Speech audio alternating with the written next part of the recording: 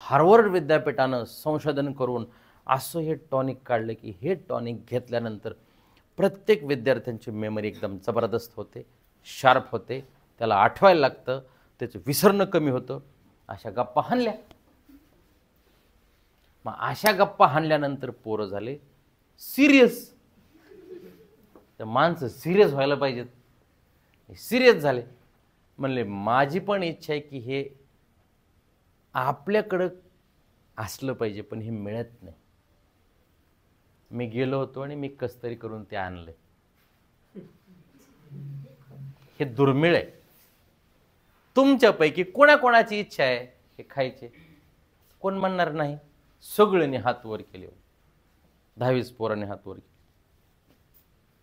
बर बर बर बर बर फक्त कोणाला सांगू नका. आपण भारतात राहतो. सांगा म्हणल्यावर लोक निरोप सांगत नाहीत, पण सांगू नका म्हणल्यावर जेवण नंतर करते, अगोदर जाऊन सांगते. आणि मग कोणाला सांगू नका म्हणल्यावर हे जरा सिरियस झाले. या म्हणले परवा दिवशी आले. सकाळी सकाळी या, 6ला या, हे 5:30ला टच. उपाशी पोटी या, काहीच खाल्लं नाही. मी जे टॉनिक देणार आहे ते तुम्हाला उपाशी पोटी देणार आहे. सिरियस झाले सगळे. दिले टॉनिक. ते म्हणले मी माझं टॉनिक आहे दुधामध्ये मिक्स करून देणार आहे. आप में से कोण कोण दूध लेत? आपले सब लेत. बाजूची रूम होती, त्या बाजूच्या रूममध्ये काय केलं, 10 ग्लासेस, म्हणजे जेवढे पोरं होते तेवढे 10 आले ते होते. 20 पैकी 10 एक आले, त्यांनी निवडले ते 10.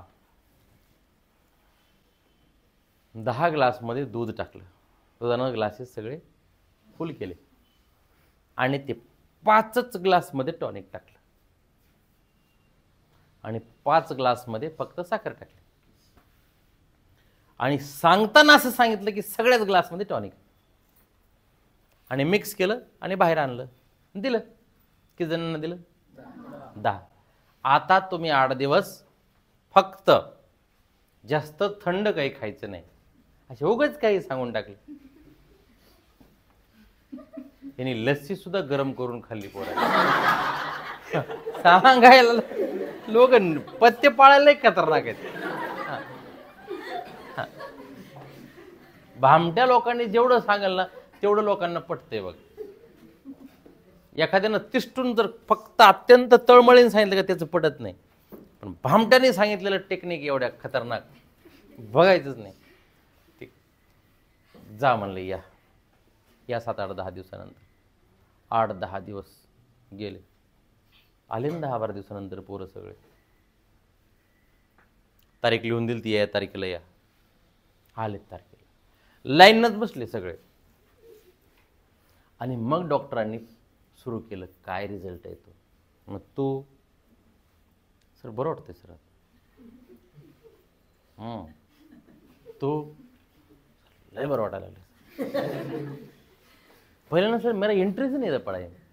मी खाल्ल्यापासून ना तर आता मला ना वाचू वाटते बघा. बर तू? ते म्हणलं सर मला शब्दच नव्हते पहिले लक्षात राहत.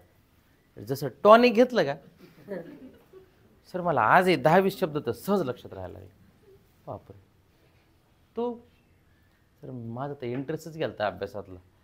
टॉनिक खाल्ल्यानंतर मला एक दिवस पण शाळेत असं वाटत नाही की मी शाळा बुडवावी म्हणून. बर असं 1 2 3 4 5 6 7 8 9 10. ते म्हणला सर काय टॉनिक आहे लाजवाब.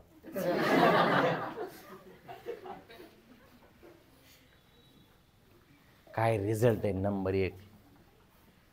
ते म्हणले तू पण खाली बस, तुला दिलंच नव्हतं ना. ते म्हणले काय बाता करले सर, उगाच फरक पडला. आणि मुद्दा संपला. काय मुद्दा है कि जर टॉनिक का ओरिजिनल असर होता तो कितने बच्चों ने हाँ बोलना चाहिए था? 5. यहाँ कितने हाँ बोल रहे? इसका नाम है माइंडसेट. आणि म्हणून प्रत्येकाला माइंडसेटचा रिझल्ट येतो. असे टॉनिक खाल्ले की खाणाराला बरं वाटतं. बस फक्त बरं वाटतं, बाकी काय नाही. काय माणसं दवाखान्यातून जाऊन आले की त्यांना बरं वाटतं. Same thing.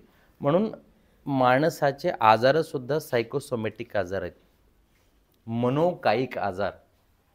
मानसिक लेवलला माणसं थकले की शरीरानं आपोआप थकतात. चला पुढे.